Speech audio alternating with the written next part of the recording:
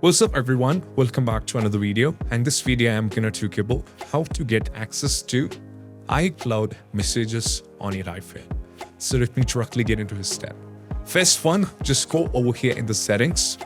Now from here you have to tap over here at the top at the profile icon, tap on this one. Now from here you have to scroll down and navigate to iCloud. Now from here we have to see there is an option called CO, tap on this one.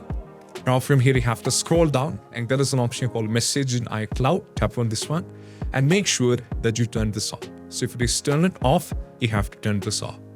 Now we just need to go back. Now from here you have to go back once again, scroll down and navigate to apps. Over here you have to search for messages. Search for messages, tap on the messages.